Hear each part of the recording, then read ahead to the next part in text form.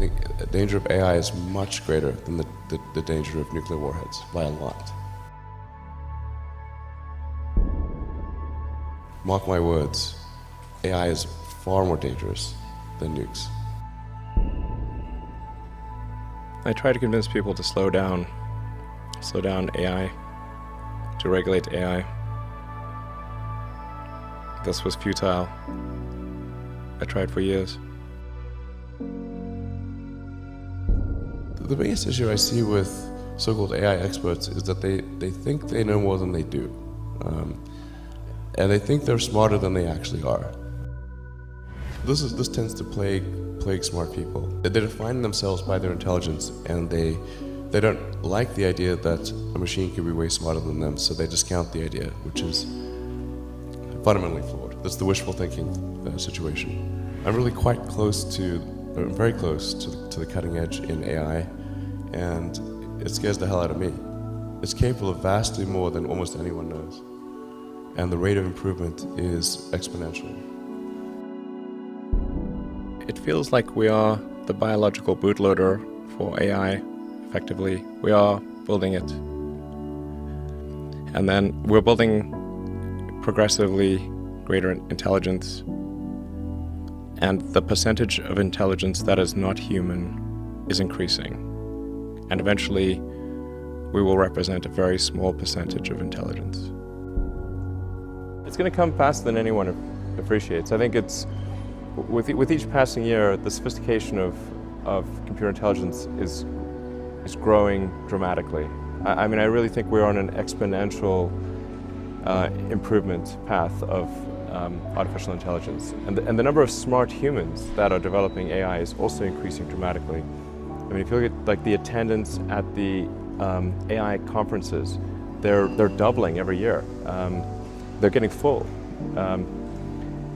I have a sort of a young cousin of mine who's graduating from Berkeley in computer science and physics, and I asked him, like, well, how many of the smart students are studying AI in computer science? And the answer is all of them.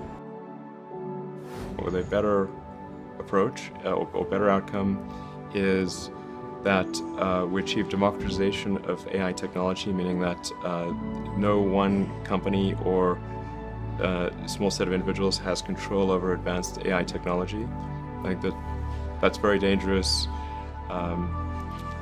It could also get stolen by somebody bad, you know, like some evil dictator of a country could send their intelligence agency to go steal it and gain control.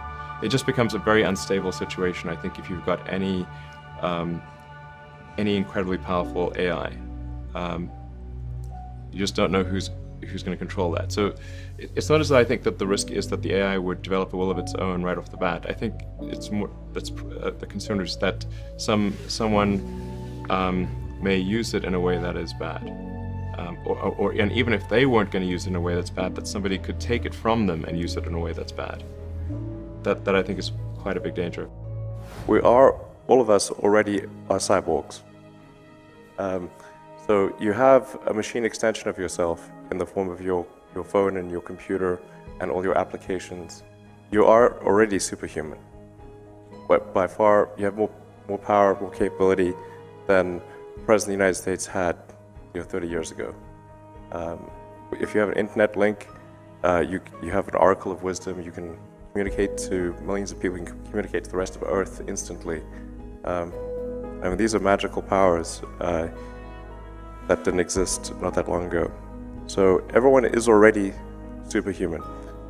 I think the singularity is probably the right word, because we just don't know what's going to happen once there's intelligence substantially greater than that of a human brain.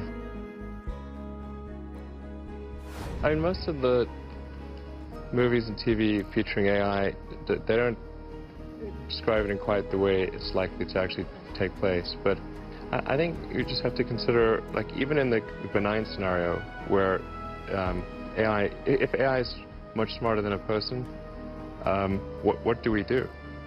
Yeah. What job do we have? I have to say that when something is a danger to the public, then there needs to be some government agency, like regulators.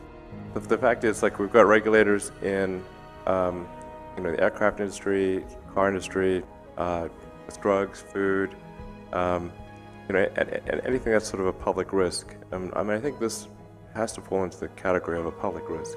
Usually there'll be some new technology. It will cause damage or death. There will be an outcry. There will be an investigation. Years will pass. There will be some sort of insight committee. There will be rulemaking. Then there will be oversight, eventually regulations. This all takes many years. This is the normal course of things. If you look at, say, automotive regulations, how long did it take for seatbelts to be implemented, to be required? The auto industry fought seatbelts, I think, for more than a decade.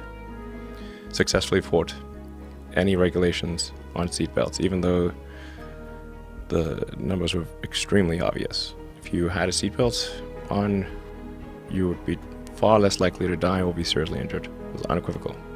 And the industry fought this for years, successfully. Eventually, after many, many people died, regulators insisted on seatbelts. This time frame is not relevant to AI.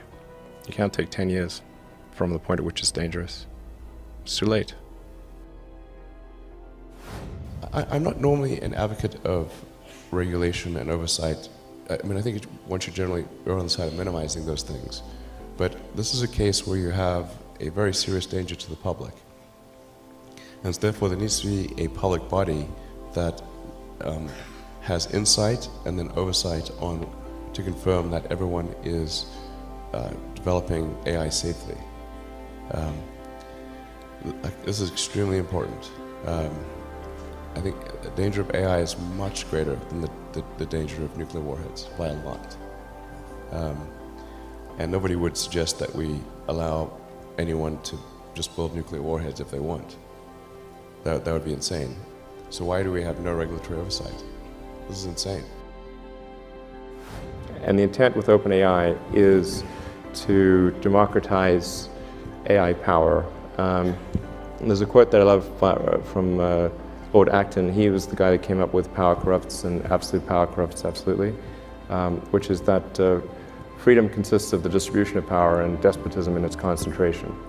And so I think it's important, if we have this incredible power of AI, that it not be concentrated in the hands of a few and potentially lead to a world that we don't want. I'm not really all that worried about the short-term stuff. The things that are, narrow AI is not a species-level risk. It will result in dislocation, in lost jobs, and sort of better weaponry and that kind of thing. But it is not a fundamental species-level risk, whereas digital superintelligence is. So it's really all about laying the groundwork to make sure that if humanity collectively decides that creating digital superintelligence is the right move, then we should do so very, very carefully. Very, very carefully. We're rapidly headed towards digital superintelligence that far exceeds any human. I think it's very obvious.